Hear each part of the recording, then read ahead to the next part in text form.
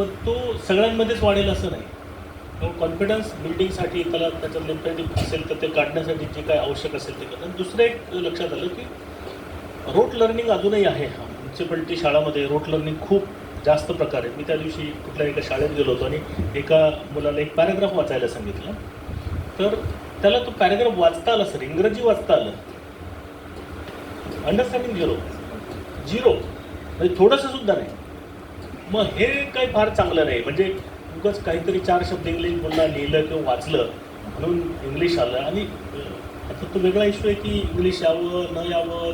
Sir जसं म्हणाले की ॲस्पिरेशनल आहे, नक्कीच ॲस्पिरेशनल आहे. पण म्हणजे मी जरी ठरवलं होतं की माझ्या मुलांना मी मराठी शाळेत घालेल, परंतु घरात भांडणं नको म्हणून मी मान्य केलं की इंग्रजी शाळेत. अदरवाईज म्हणजे माझं स्वतःचं अजिबात आजही मत नाही आहे. पण मी स्वतः जर कॉम्प्रोमाइज केलं तर दुसऱ्यांना सांगण्याचा, शिकवण्याचा मला नैतिक अधिकार नाही आहे. मात्र मी कोरियामध्ये बघितलं. मला शाळांचं बऱ्यापैकी आवड आहे लहानपणापासून आणि नंतरही बराच याच्या संपर्क आला. काही इतर कारण नसतो. तर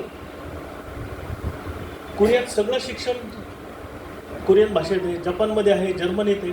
एवढे एवढे युरोपियन छोटे छोटे देश आहेत, त्यांच्याकडे सगळं काही आहे. आणि आपण कोरिया, जर्मनी, जपान यासाठी म्हणतोय की त्यांनी खूप प्रगती केली. कोरिया तर आपल्यानंतर स्वतंत्र झाला, एवढासा छोटासा देश. आणि तिथे मी शाळा